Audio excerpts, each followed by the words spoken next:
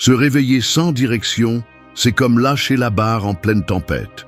Peu importe à quel point tu as bien dormi, si en ouvrant les yeux tu ne sais pas qui commande dans ton esprit, tu as déjà commencé à perdre. Le bruit du monde n'attend pas. Il t'attaque dès que tu te réveilles. Des nouvelles inutiles, des comparaisons absurdes, des tâches en suspens qui ne finissent jamais, des gens qui exigent sans comprendre ce que tu portes. Et si tu n'es pas préparé, si tu n'as pas construit une armure interne avant de sortir sur le terrain, ce ne sera pas le monde qui te détruira. Ce sera toi qui te rendras sans résistance. Beaucoup commencent la journée sans se poser de questions, sans prendre le temps de décider quel type de présence ils veulent avoir dans leur propre vie. Ils laissent la première pensée les entraîner, le premier message dicter leur humeur, la hâte kidnapper leur volonté. Et ce désordre mental se transforme en anxiété, en fatigue émotionnelle, en un sentiment de vivre sans vivre. Le matin devient un champ de mine quand il n'est pas conçu avec intention. Cette vidéo commence là où tout change, dès la première minute de la journée.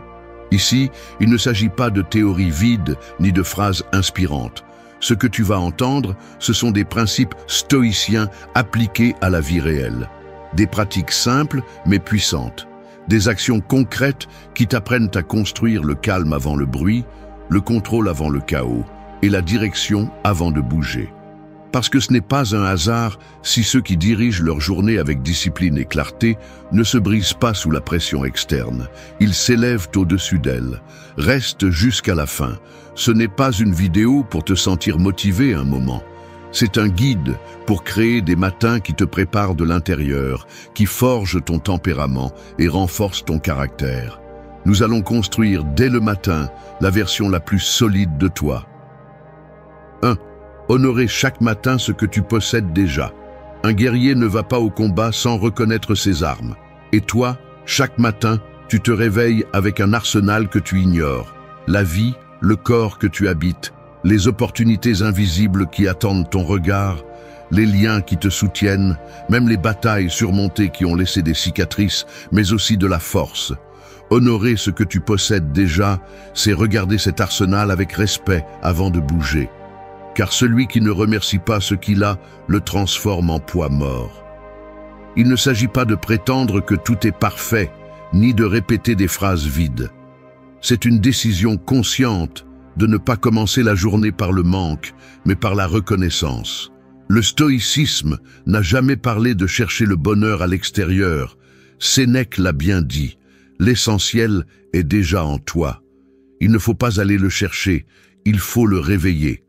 Lorsque ta première pensée de la journée est une plainte ou une urgence, tu conditionnes déjà ton esprit à se concentrer sur ce qui manque. Et un esprit entraîné à détecter les manques voit des problèmes même dans l'abondance. C'est pourquoi la première chose à cultiver chaque matin est une pause silencieuse pour observer et reconnaître ce qui reste. Le toit qui te couvre, l'esprit qui pense, le corps qui ressent, les leçons que tu as déjà intégrées. Tout cela t'appartient déjà. Ce que tu en fais dépend de toi. Beaucoup se lèvent en regardant ce qu'ils n'ont pas. Ils voient le téléphone, ils voient les réseaux, ils voient ce que les autres montrent et sentent que leur vie n'est pas à la hauteur. Et là commence la défaite. Avant même de s'habiller, ils se sentent déjà moins. Avant de parler, ils se sont déjà comparés. Avant d'agir, ils se sont déjà sabotés. Tout cela parce qu'ils ne prennent pas un moment pour remercier ce qui est déjà là. La gratitude stoïcienne n'est pas un exercice superficiel, c'est une stratégie de guerre mentale. C'est reconnaître que même si le monde ne change pas, ton attitude peut le faire. Et cette attitude a le pouvoir de transformer la façon dont tu perçois et affrontes ce qui vient. Honorer ce que tu possèdes déjà ne signifie pas le conformisme. C'est avoir une clarté sur ton point de départ. Lorsque tu reconnais ce que tu as, tu utilises mieux tes ressources. Lorsque tu comprends que tu es aujourd'hui plus fort qu'hier, que tu as survécu à des choses qui t'auraient brisé auparavant, que tu as des outils que d'autres donneraient tout pour avoir, alors tu te tiens dans la journée avec une autre posture. Tu ne traînes pas les pieds, tu marches avec direction. Tu ne te lamentes pas, tu avances. Parce que tu sais déjà que tu ne pars pas du vide, mais d'une base construite avec effort, avec douleur, avec histoire. Cette habitude n'a pas besoin de rituels compliqués. Il suffit d'un moment de présence avant de regarder n'importe quel écran, avant d'écouter n'importe quelle voix extérieure. Demande-toi en silence, qu'est-ce que j'ai aujourd'hui que je n'avais peut-être pas hier? Qu'est-ce qui me soutient même au milieu du chaos? Qu'est-ce que j'ai déjà accompli qui semblait impossible hier? Et ne cherche pas de grandes réponses, cherche les vraies. Le corps qui respire encore, l'esprit qui pense encore, la volonté qui ne s'est pas encore rendue. C'est du pouvoir. C'est déjà en toi. Commencer la journée avec gratitude ne t'affaiblit pas, ça te focalise.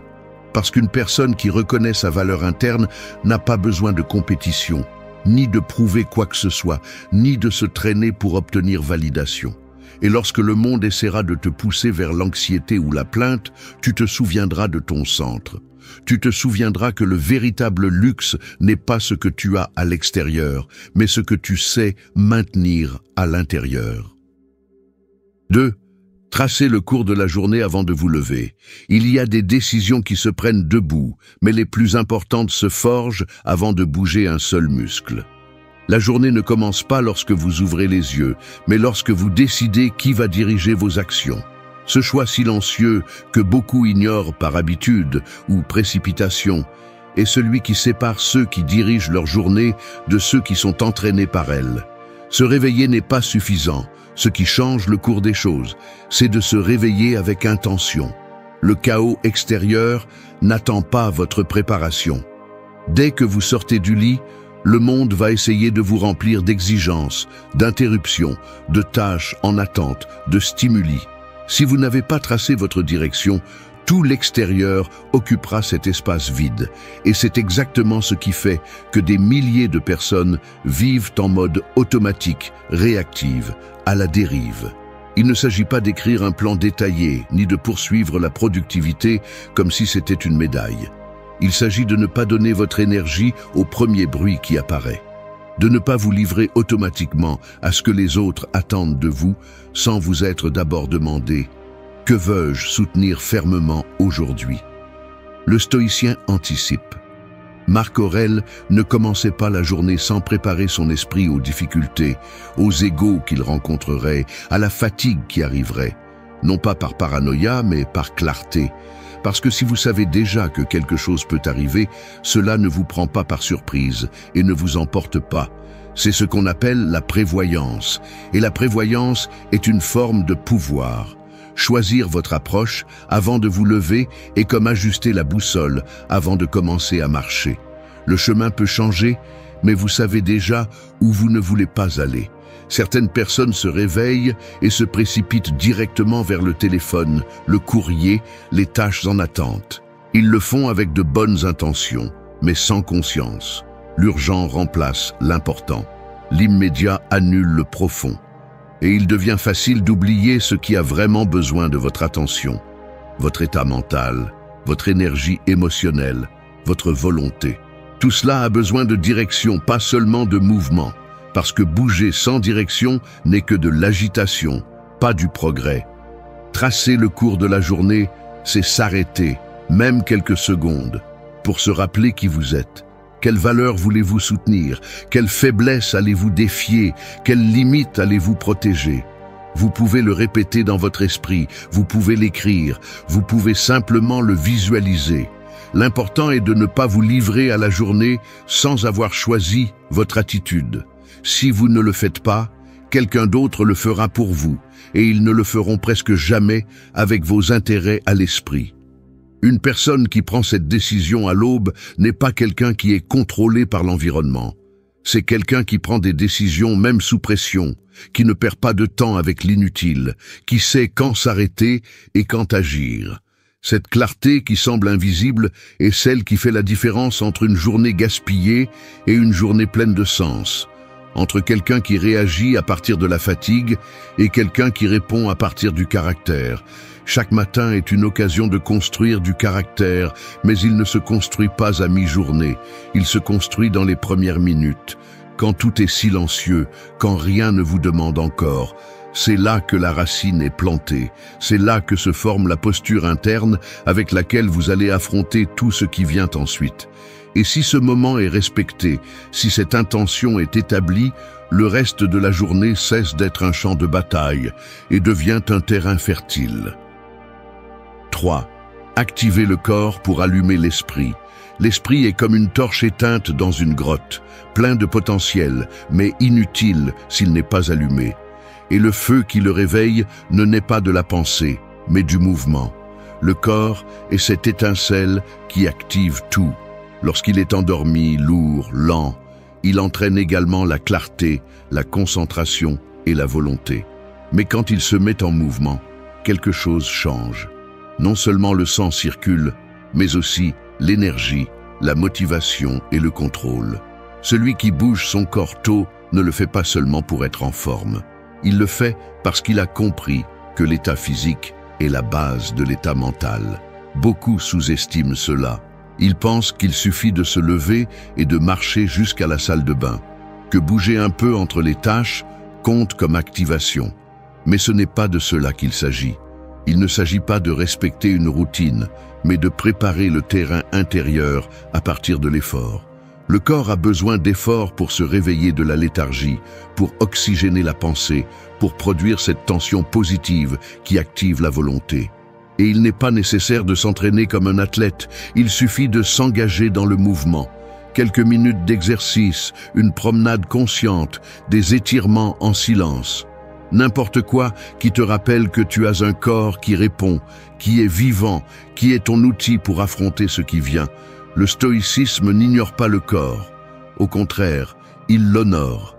Épictète parlait de l'entraîner non seulement pour la résistance physique, mais pour forger la discipline. La douleur, l'inconfort, la fatigue ne sont pas des ennemis du stoïque, ils sont ses alliés. Ce sont eux qui lui apprennent à maintenir le caractère même lorsque le corps tremble, parce que chaque goutte de sueur, chaque muscle tendu, chaque respiration haletante est un acte de réaffirmation. Je suis ici, je bouge, je me renforce. Et ce message est également reçu par l'esprit.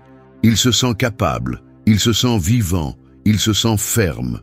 Celui qui bouge au réveil a plus de contrôle sur ses pensées.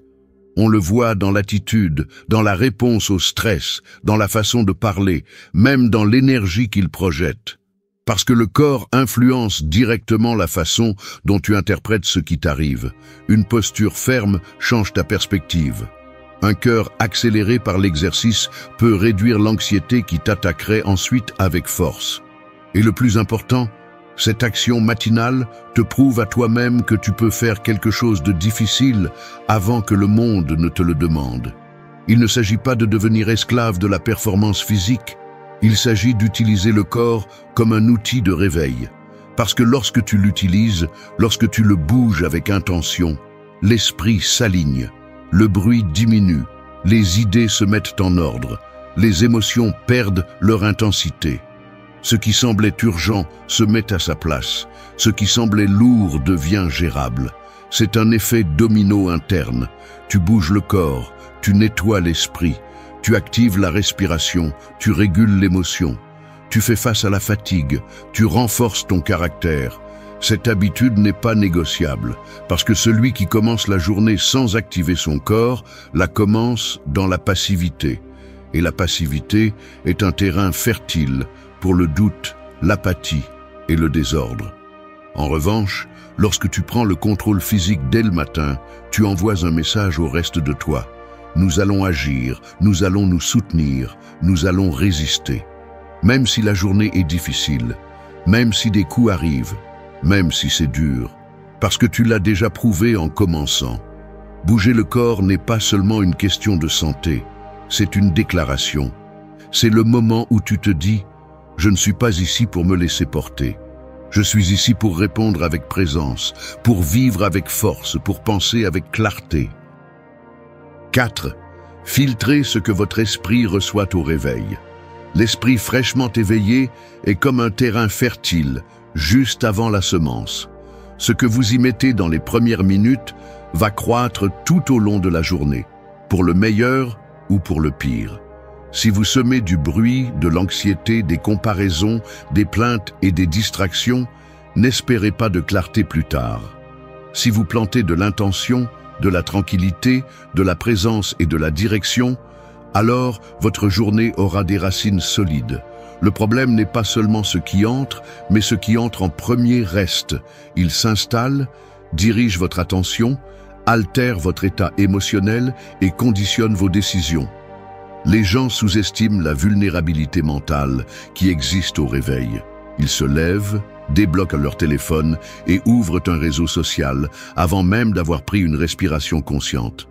Ils se précipitent pour lire des nouvelles pleines de tragédies, pour voir des images qu'ils n'ont pas demandées, pour absorber l'anxiété des autres comme si elle était la leur. Et puis, ils se demandent pourquoi ils se sentent agités, pourquoi ils ont du mal à se concentrer, pourquoi ils sont irritables, sans raison. Ils ne voient pas cela venir parce qu'ils l'ont normalisé. Mais la vérité est que l'information que vous consommez est aussi la nourriture de votre esprit. Et tout ce qui nourrit ne nourrit pas. Certains contenus intoxiquent, d'autres vous volent votre concentration, votre énergie, votre paix. Le stoïcien comprend cela clairement. Il ne s'agit pas de vivre déconnecté du monde, mais de choisir avec sagesse ce que vous permettez d'entrer lorsque vous êtes le plus exposé. Marc Aurèle parlait du pouvoir que les pensées ont à déterminer la qualité de la vie. Mais ces pensées ne surgissent pas du néant. Elles sont construites en partie avec ce que vous consommez. Filtrer n'est pas une faiblesse, c'est une stratégie. C'est mettre une barrière consciente entre vous et ce qui n'apporte rien. C'est protéger votre esprit avec la même rigueur avec laquelle vous protégeriez votre espace physique si vous saviez que quelqu'un essaye de l'envahir. Chaque matin devrait avoir une sorte de quarantaine mentale. Une courte période pendant laquelle vous décidez fermement ce que vous n'allez pas voir, ce que vous n'allez pas lire, ce que vous n'allez pas écouter. Parce que ce qui semble inoffensif, ce message, ce post, cet audio qui arrive à peine vous vous réveillez, peut modeler votre énergie sans que vous vous en rendiez compte. Un mot mal dit, une comparaison déguisée en motivation, une attente irréelle que quelqu'un publie comme si c'était la norme. Tout cela perce votre centre si vous n'êtes pas vigilant. Et commencer la journée contaminée n'est pas quelque chose qui se corrige avec une belle pensée plus tard. Ce qui entre en premier donne le ton à tout le reste. Filtrer signifie aussi choisir ce que vous voulez permettre. Une lecture brève qui vous inspire, une pensée qui vous rappelle qui vous êtes, une phrase qui vous ancre dans le présent. Peut-être juste respirer en silence, observer sans juger, se connecter avec le corps, sans distraction. Ce sont de petites décisions, mais leur impact est disproportionné. Parce qu'elles établissent un cadre de stabilité avant que le monde n'essaie de vous pousser vers le chaos. Ce n'est pas facile. Cela nécessite de rompre avec des habitudes qui se répètent depuis des années. Cela nécessite de regarder son téléphone et de décider de le laisser de côté. Cela nécessite de résister à la tentation de vous remplir de choses que vous n'avez pas besoin de savoir. Mais celui qui y parvient gagne, parce qu'il garde le contrôle là où les autres le perdent. Parce qu'il ne laisse pas son esprit être modelé par le bruit, mais le modèle avec intention. Et c'est avoir un avantage. C'est jouer la journée depuis le centre, pas depuis la périphérie. Votre esprit n'est pas une poubelle où n'importe qui peut jeter son contenu. C'est un espace sacré qui définit votre perception, votre état émotionnel et votre comportement. Celui qui le protège dès le début se renforce de l'intérieur. 5. Pratiquez le silence comme premier acte de la journée. Les grands tremblements de terre ne commencent pas par du bruit, mais par une vibration subtile, à peine perceptible, qui change tout de fond en comble. C'est ainsi que commence aussi le chaos interne, non pas par des cris, mais par une accumulation invisible de stimuli, d'exigences et de pensées qui se bousculent à peine réveillées. C'est pourquoi pratiquer le silence comme premier acte de la journée n'est pas seulement une pause, c'est une déclaration. c'est mettre un frein à ce tremblement mental avant qu'il ne devienne une secousse. C'est avoir le courage de ne pas courir, de ne pas répondre, de ne pas remplir le vide par du bruit, mais de le soutenir par la présence. Le silence met beaucoup de gens mal à l'aise parce qu'il les oblige à être avec eux-mêmes. Parce que dans le silence, il n'y a pas de distraction, il n'y a que toi et tes pensées. Et cela, si on ne s'est pas entraîné, peut sembler insupportable. Mais le stoïcien voit dans ce premier silence une opportunité de contrôle, de connexion, de clarté. Marc Aurèle n'avait pas besoin de 1000 voix pour commencer sa journée, il avait besoin de s'écouter sans interférence. Épictète ne demandait pas de motivation externe, il s'asseyait dans son propre calme et décidait de là. Parce que celui qui commence en silence commence en puissance. Cette habitude ne consiste pas à méditer comme une mode. Il ne s'agit pas de s'asseoir pour penser joliment, ni de fermer les yeux pour échapper au monde. Il s'agit de permettre au corps et à l'esprit de s'aligner avant d'agir. De ne pas parler aux autres avant d'avoir parlé avec toi. De ne pas passer un appel sans avoir fait une pause auparavant. Parce que dans cet espace sans mots, sans écran, sans demande, quelque chose de rare et de précieux émerge. La conscience. Pratiquer le silence te montre à quelle vitesse ton esprit veut courir. Dès que tu ouvres les yeux, des tâches en attente, des souvenirs, des peurs, des comparaisons surgissent. Tout cela apparaît sans avoir touché quoi que ce soit d'externe. Et si tu ne le regardes pas en face, si tu ne le reconnais pas, il va te traîner en automatique pendant le reste de la journée. Mais si tu fais place au silence, tu le vois. Et en le voyant, il ne te domine plus. Tu peux choisir. Tu peux séparer le réel de l'imaginaire, l'important de l'urgent, ce dont tu as besoin de ce qui n'occupe que de l'espace. Le silence affine aussi l'écoute. Et je ne parle pas d'écouter les autres, mais de t'écouter toi. Comment te sens-tu vraiment? Quelle partie de ton corps porte de la tension? Quelle émotion se profile sans être nommée? Ces signaux qui se perdent dans le bruit se révèlent dans le silence. Et celui qui les voit se comprend. Et celui qui se comprend se dirige avec plus de clarté, parce qu'il n'agit pas à partir de la confusion, mais à partir du centre, d'une vérité interne qui n'a pas besoin d'être expliquée, seulement respectée. De plus, le silence n'est pas seulement l'absence de son, c'est aussi une posture mentale. Ne pas répondre tout de suite, ne pas réagir au premier stimulus, ne pas dire la première chose qui vient à l'esprit. C'est une façon de freiner l'impulsion, de gagner de précieuses secondes, là où d'autres n'ont que des réactions. Et ces secondes font souvent la différence entre une erreur et une décision consciente, entre une dispute inutile et une limite bien posée, entre une journée qui déborde et une journée qui se tient. Cette habitude n'a pas besoin d'une heure, elle a juste besoin d'intention. Cela peut être 5 minutes assis sur le bord du lit. Cela peut être quelques pas sans musique, sans distraction. Cela peut être des respirations profondes avant toute parole. L'essentiel est que tu choisisses de commencer en silence, que tu ne te lances pas dans le monde sans être regardé à l'intérieur. Parce que si tu ne le fais pas, personne d'autre ne le fera pour toi. 6. Protéger son moral contre le bruit extérieur. Un mur ne se construit pas lorsqu'on lance déjà des flèches. Il se dresse avant, en prévision des attaques. Le moral fonctionne de la même manière. On ne le protège pas quand le monde crie déjà, quand les critiques arrivent, quand la hâte frappe. On le protège à l'aube, quand tout est silencieux et que tu peux encore décider comment tu veux réagir à ce qui vient. Celui qui ne protège pas son état émotionnel tôt vit exposé, vulnérable, manipulable. N'importe quel regard le fait s'effondrer, n'importe quel mot le déstabilise, n'importe quel petit problème le transforme en tragédie. Protéger son moral ne signifie pas devenir froid ou déconnecté, cela signifie ne pas donner le contrôle aux circonstances. Parce que l'environnement, sans demander la permission, va essayer de modeler ton état interne. Tu vas voir des visages amers, tu vas entendre des plaintes, tu vas recevoir des messages chargés d'urgence ou de colère. Et si tu n'es pas solide à l'intérieur, tu vas absorber tout cela comme une éponge. Tu vas agir à partir de l'étranger, réagir à partir de l'émotion de quelqu'un d'autre, te perdre dans des dynamiques que tu n'as pas choisies. Et quand cela arrive, ce n'est plus toi qui vis ta journée. C'est le monde qui décide comment tu dois te sentir. Les stoïciens ne niaient pas les émotions, mais ils les dirigeaient. Ils n'étaient pas immunisés contre le bruit extérieur, mais ils entraînaient leur intérieur pour que ce bruit ne pénètre pas sans contrôle. Marc Aurèle écrivait pour se rappeler à lui-même que ce qui perturbe n'est pas ce qui se passe, mais l'opinion que nous formons à ce sujet. Ce principe n'est pas une belle théorie, c'est une pratique de défense mentale. Parce que chaque matin, tu peux décider si ton état d'esprit va dépendre des autres ou va émerger de toi.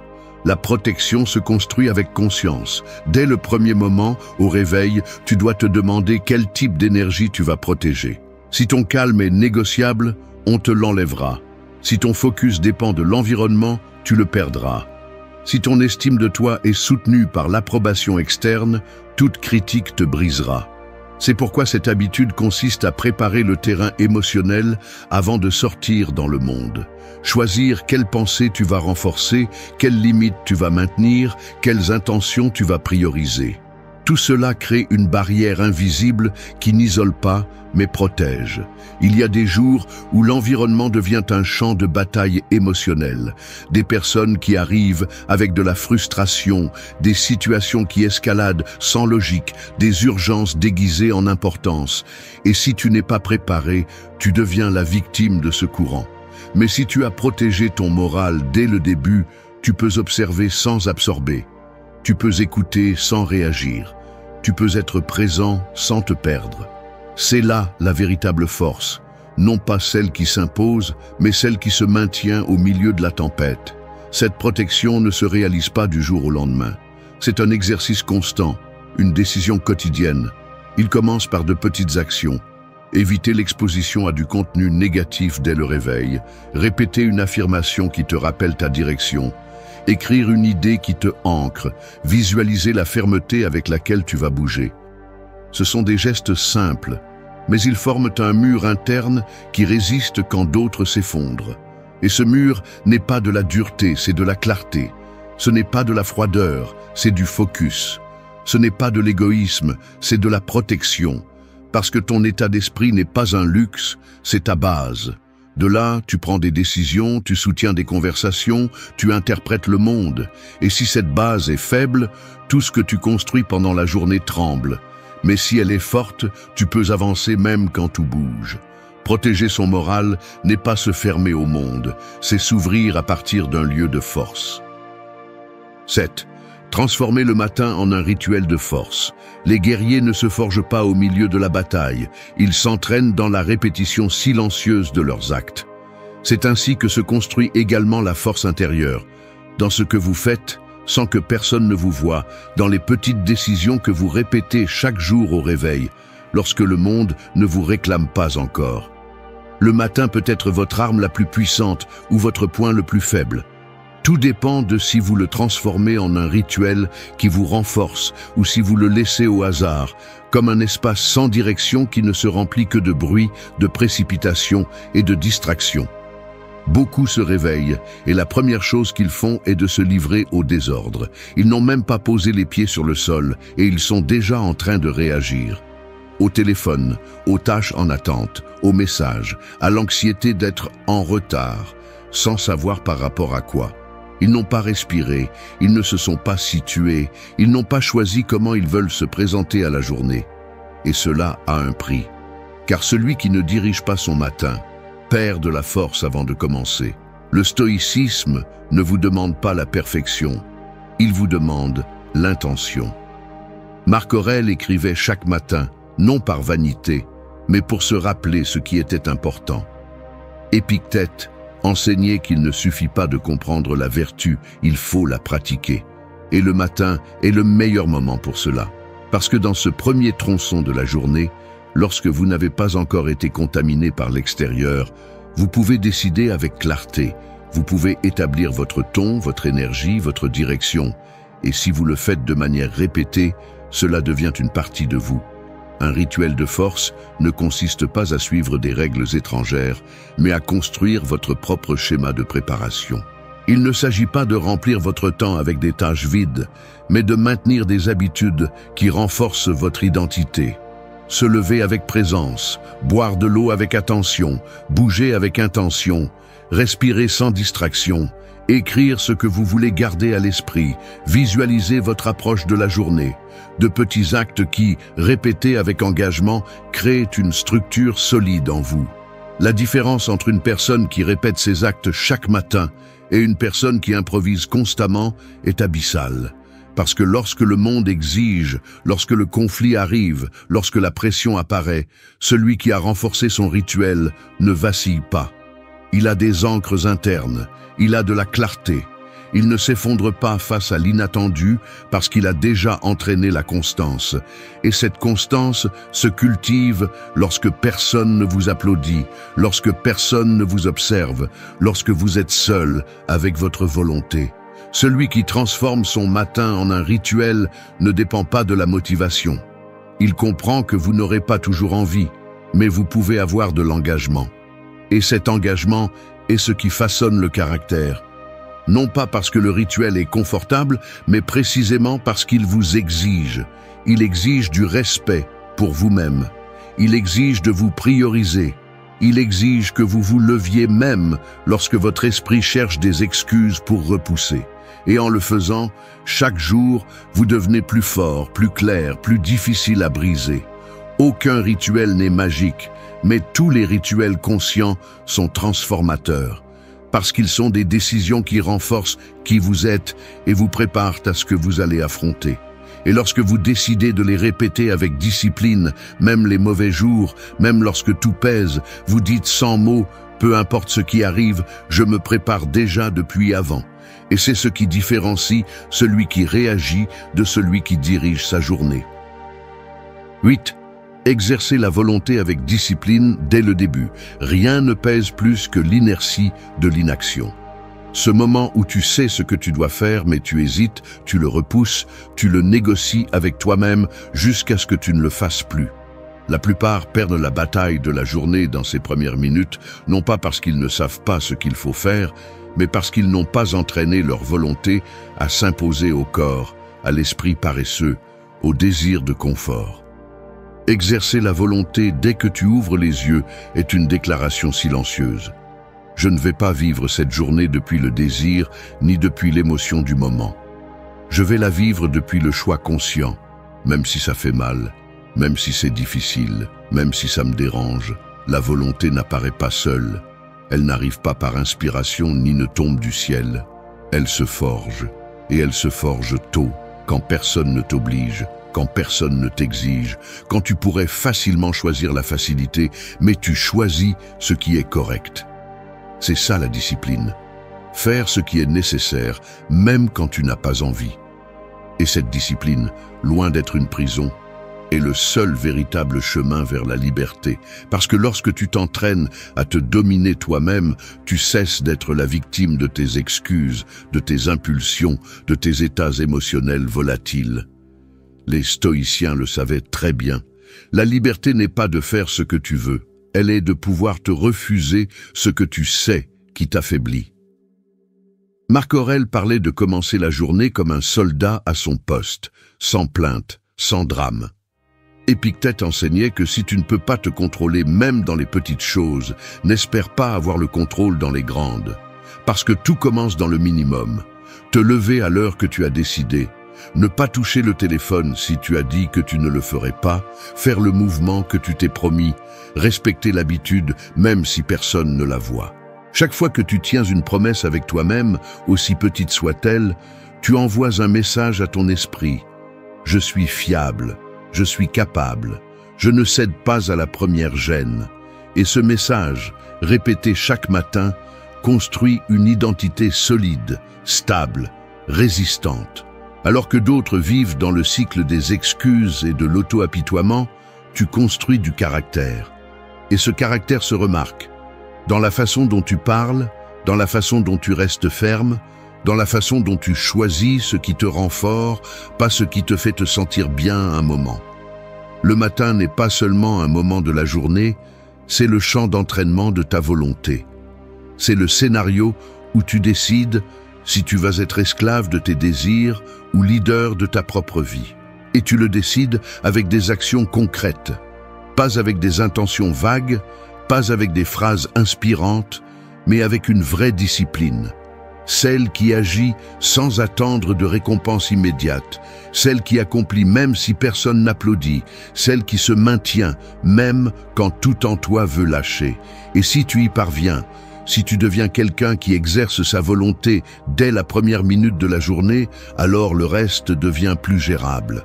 Les défis ne disparaissent pas, mais tu ne les affrontes plus depuis la faiblesse.